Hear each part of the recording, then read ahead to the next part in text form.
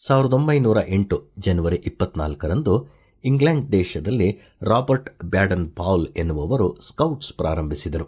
ಇದು ಲೋಕಾದ್ಯಂತ ಯುವಕರಲ್ಲಿ ಪ್ರಸಿದ್ಧವಾಗಿರುತ್ತದೆ.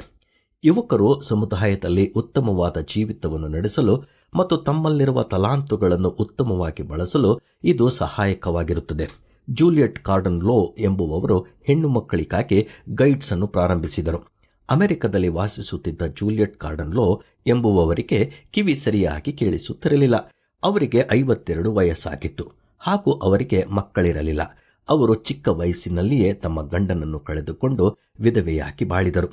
ಯುವಕರಿಗಾಗಿ ಇಂಗ್ಲೆಂಡ್ನಲ್ಲಿ ಪ್ರಾರಂಭಿಸಲಾದ ಸ್ಕೌಟ್ಸ್ ಬಗ್ಗೆ ಓದುತ್ತಿರುವಾಗ ಅವರು ಏಕೆ ಹೆಣ್ಣು ಮಕ್ಕಳಿಗಾಗಿ ಈ ರೀತಿಯಾದ ಸಂಘವನ್ನು ಪ್ರಾರಂಭಿಸಬಾರದೆಂದು ಯೋಚಿಸಿ 1928ರಲ್ಲಿ ಗೈಡ್ಸ್ ಅನ್ನು ಪ್ರಾರಂಭಿಸಿದರು.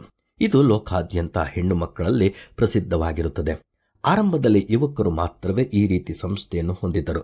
ನಂತರ ಜೂಲಿಯಟ್ ಕಾರ್ಡನ್ ಲೋ ಅವರ ಪ್ರಯತ್ನದಿಂದ ಹೆಣ್ಣು ಮಕ್ಕಳು ಗೈಡ್ಸ್ ಕಾರ್ಯಕ್ರಮದಲ್ಲಿ ಭಾಗವಹಿಸಿದರು. ಸ್ವಲ್ಪ ಯೋಚಿಸಿ ನೋಡ್ರಿ. ಅವರು ನಾನು ಒಂಟಿಯಾಗಿದ್ದೇನೆ, ನನ್ನಲ್ಲಿ ಕೊರತೆ ಇದೆ, ನನ್ನಿಂದ ಏನೂ ಮಾಡಲು ಸಾಧ್ಯವಿಲ್ಲ ಎಂದು ಯೋಚಿಸುವ ಸಮಯದಲ್ಲಿ ದೇವರು ತೋರಿಸಿದ ಪ್ರಕಾಶವನ್ನು ಈ ಲೋಕಕ್ಕೆ ಕೊಟ್ಟರು. ನೀವು ಇರುವಂತಹ ಸ್ಥಳದಲ್ಲಿ ನೀವು ಒಂದು ಕಾರ್ಯವನ್ನು ಪ್ರಾರಂಭಿಸಿದರೆ ಅದು ಲೋಕಾದ್ಯಂತ ಉಪಯುಕ್ತವಾಗುವ ಸಾಧ್ಯತೆ ಇದೆ. ನನಗೆ ವಯಸ್ಸಾಗಿದೆ, ನನಗೆ ಹಣವಿಲ್ಲ, ನನಗೆ ಹೆಚ್ಚಾದ ಜ್ಞಾನವಿಲ್ಲ ಎಂದು ಯೋಚಿಸುವ ಬದಲು ದೇವರು ನಿಮಗಾಗಿ ಇಟ್ಟಿರುವ ಉದ್ದೇಶವನ್ನು ನೆರವೇರಿಸಿರಿ. ನಿಮ್ಮ ಜೀವಿತದಲ್ಲಿ ನೀವು ಮಾಡುವ ಕಾರ್ಯ ಇತರರಿಗೂ ಸಹಾಯಕವಾಗಲಿ. ನಿಮಗಿರುವ ತಲಾಂತುಗಳನ್ನು ಬಳಸಿರಿ. ಹಾಗಾದರೆ ನಾವು ಹೀಗೆ ಮಾಡೋಣವೇ?